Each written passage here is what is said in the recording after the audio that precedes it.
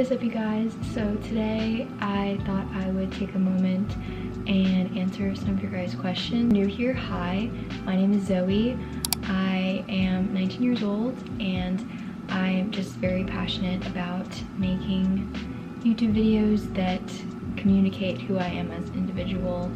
I love books, I love food, I love making videos about books, food, art, spirituality, basically everything that makes me me. Basically just asked on my story last week, I think, if you guys had any questions. It's been a little while since I've done a Q&A and I wanted to do another one since I know our little family has grown, which I'm so happy for, and I'm so excited for everything that's to come. I just want to say and take a moment that I appreciate every single one of you. I read all of your guys' comments and DMs and messages, and I just appreciate you all so much. And you guys are honestly a huge motivation for me in my life to keep going and to keep persevering, and I just hope that my videos and my messages can be the same for you. So all that set aside, let's get into some questions. What are your goals for 2021? So this is actually kind of spot on, or like right on, because we should literally just started 2021, but I would say my goals aren't very specific. If anything, I think my goal for this year is to just be more present with myself, and I think it's really easy for me to get really stuck in my head to the point where I start projecting my thoughts as if they're reality when they're just thoughts. So I think a big goal of mine is to just be present and to also grow the love I have for my body. So I think I've come a long way already in the past year with developing a greater appreciation for my body and respect for what it can do, and just a better awareness. But I think I'd like to build on that. I guess you could say those are my goals. Another one of my goals, I've been wanting to do this for so long. The only thing that's kicking me is I don't have a name for it, but I really want to start a podcast because I love talking. I can talk for hours.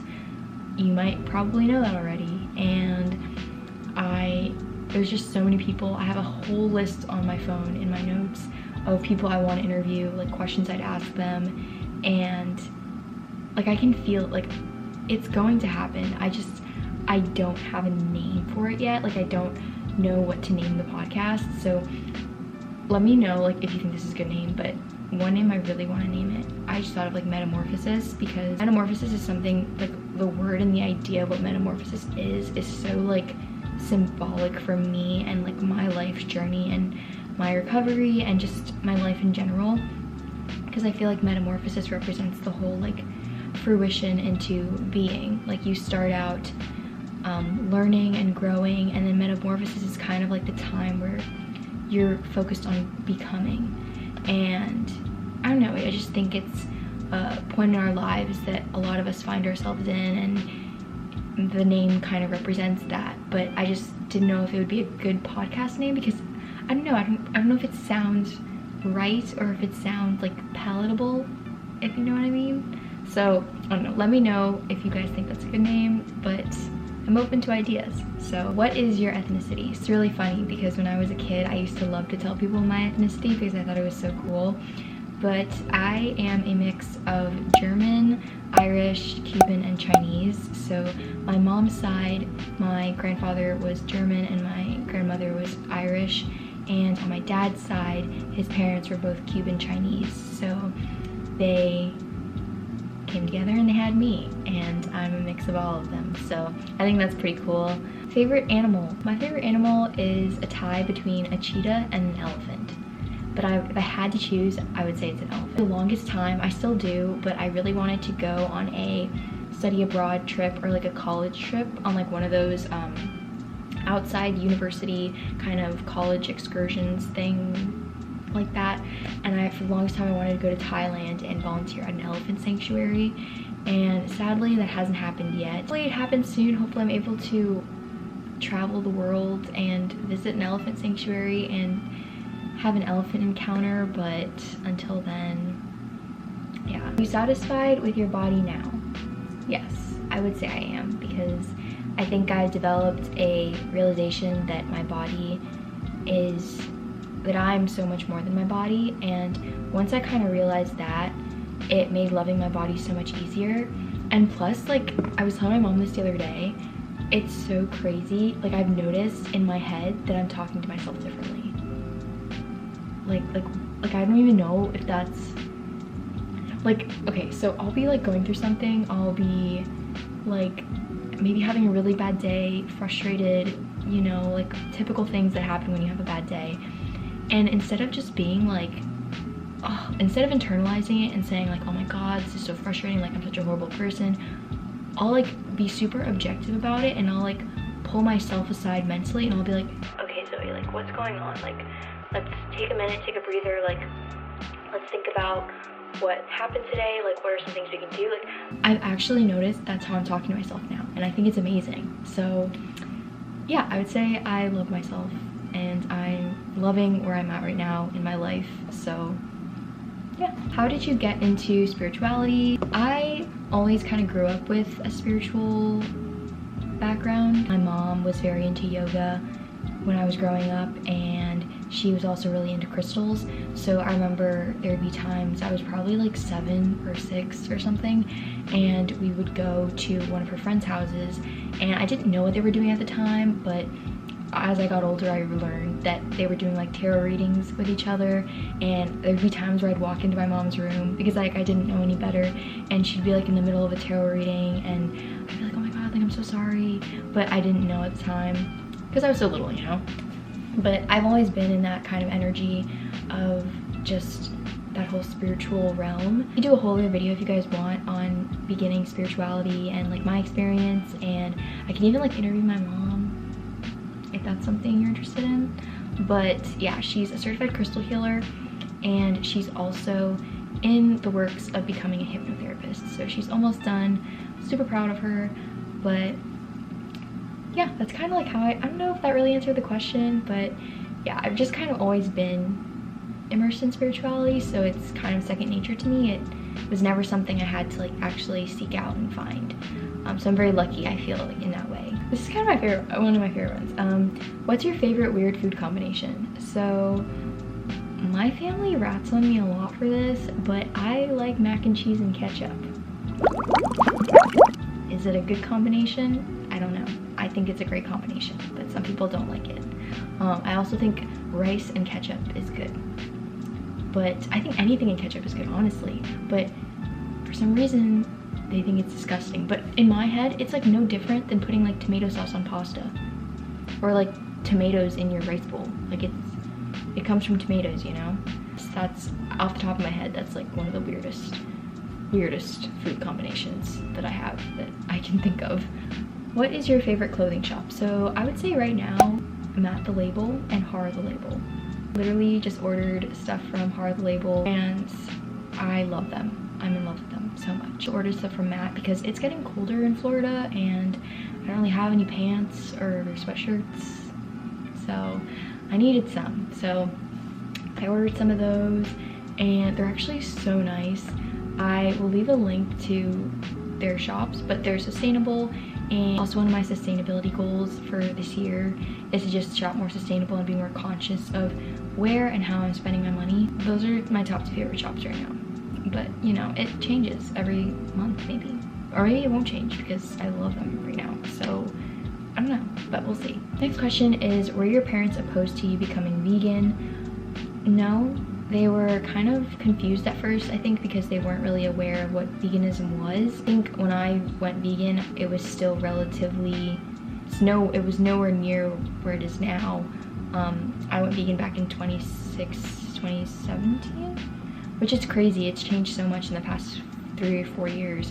But my mom was vegetarian for a while, so it wasn't that hard. Other than that, they've all been very supportive, so I'm really grateful for that. Books that help with recovery. So I could make a whole other post too. I actually did make a post on my blog. I will also leave that linked below. It's like recovery resources. So I have podcasts listed, I have Instagram accounts, YouTube accounts, books that really helped me in my recovery. But if I have to name a couple off the top of my head right now, I would say No Period Now What by Dr. Nicola Rinaldi, Self-Love Experiment by Shannon Kaiser, amazing. Eating in the Light of the Moon by Anita Johnston, Without Ed by Jenny Schaefer, and also Rehabilitate, Rewire, and Recover by Tabitha Farrar. I'll leave all of them linked down below in addition to the blog post that I made. But yeah, how did you stop obsessing over food all the time? So it's actually kind of ironic. I actually ate food. When I was first starting recovery, I would be obsessing about food all the time, and it felt like no matter how much food I ate, I could not stop thinking about it, and I thought it was never gonna end. I thought I was destined to be thinking about food for the rest of my life. But as I started eating more and as my body became more accustomed to the food I was eating and I got some of my hunger signals back, I was able to eat, and after that meal was over, I was able to like allocate my time doing something else and not really think about food until the next meal. And I think something also that's really important is finding other hobbies outside of the realm of food and your body, or outside of food and exercise. And for me, that was reading and painting. You develop those kinds of hobbies, you find a purpose greater than yourself, and you find other ways to define your sense of self-worth.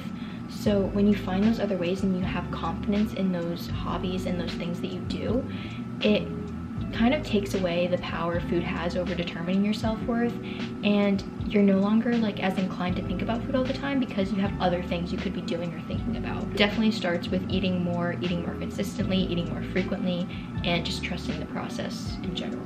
How to handle body shamers. For me, the simple answer is to understand that how their projection of shame or negative comments about you or about other people is not a reflection of you. It has nothing to do with you, but it has everything to do with the internal conflict they might have going on within themselves.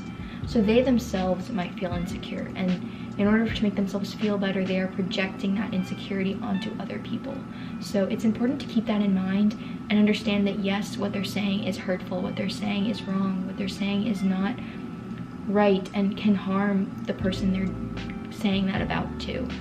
But at the end of the day, it is not meant for you. Try not to take it personally is all I have to say. And also, if they're your friend and they're body shaming you, you don't need that person in your life. You gotta like kick the toxicity out of your life, okay? Because you're more than that, you are worth more than that. And yeah, what is your dream place to live in? So I have a couple dream places to live in. My top one right now is Hawaii. I always get called to go back there. I've never been there before, but I always feel so drawn to it. But it's sometimes either like Hawaii, Australia, or like somewhere in Europe, like in the countryside. It would be so nice to live in a cottage in like England, somewhere on the countryside. That would be beautiful, in my opinion. Or France, somewhere. But I think that'd be really cool. It'll happen eventually, because I'm gonna manifest that into my life. Somehow, some way, someday, it will happen. What do your tattoos mean? This one right here it says now, and the O is the NIDA symbol, which it's just the National Eating Disorder Association symbol. And I just kind of got that as a reminder for me to be present. For so long, when I was stuck in my eating disorder, I was the farthest thing from present, and I was constantly worrying about the past or anticipating the future, and like looking at it just reminds me of how far I've come and how I'm never going to let an eating disorder take over my life again and prevent me from being present with my life and living my life to the fullest. So yeah, it just acts as a reminder for me. And then my second one, I'm not gonna like show you, but I guess I can like put a picture here, but it's an unalome symbol. Unalome is something in Buddhism, and it represents kind of like the course we all go through on the path to enlightenment. So the little like swirls on the bottom represent like the obstacles we face and the obstacles we go through, and then the straight line is like the path to enlightenment, and the dots at the very end is when we die and when we leave this lifetime and we leave this body. So it kind of just reminds me of all that I've been through and just my life's journey. And I also put the lotus flower in the middle because I just think the nature of the lotus flower is so pretty in that it blooms in mud. So it kind of reminds me of the beauty that can happen in the world when it might be surrounded by darkness or chaos. So I don't know, that's just kind of like what it reminded me of. I definitely want to get more in the future. These are all the ones I have right now, as of right now. We might change in 2021, you never know. Next question is, what have you been up to recently and how is college going? I would say college has been going pretty good. I've been on break since the beginning of December, so that's been really nice. I actually go back next week, so I don't know if I'm ready for that. But as of right now, I did change my major. I was a public relations major like 2 months ago, and I just changed it to business. I think it's more applicable to where I'm at right now, I guess. I still have no idea what I want to do, but I took accounting and I thought it was actually kind of fun. I know I'm probably like the only person that thinks that, but I just love math, so I thought it was fun and it was interesting. So I'm taking part 2 next semester, and I'm also taking French, which will be fun, and I'm taking art history, which I'm really excited about because I took art history over the summer last year and I really enjoyed it. So I was thinking if I do a business major, I might specialize in either art history or like a foreign language, so we'll see. But other than that, how things have been going, they've been good, I guess. Been experimenting in the kitchen, working on stuff that I really want to get out to you guys this year. Podcasts that I mentioned earlier being one of them, working more on the blog, working more on my YouTube, and yeah, just, I don't know, being with myself. I also started a book club, which I'm still like figuring out. I think it's gonna be like just super chill. The page that I'm doing the book club on is my book page, so it's at Goodreads with Z. And I was actually thinking about maybe doing YouTube live streams where like I'll just turn on the live stream and we can all just read together, like to hold myself accountable for reading. Let me know if you guys would be interested in that. But yeah, the book club's gonna be basically like where we can all like talk about books together, and it'll be so fun. And I'm so excited because I want to like do so many things with it. Kind of just all I've been up to right now. But yeah, I'm kind of gonna wrap it up for this Q&A video. Sorry I didn't get to all the questions, but hopefully I will make another one soon, and I think I might make one like every month. If you guys like this video, be sure to give it a thumbs up, but if you didn't, that's fine. Be sure to just give it a thumbs down then. But know that I'm sending all of you guys so much love and positive vibes, and I will see you guys in the next video. Bye guys.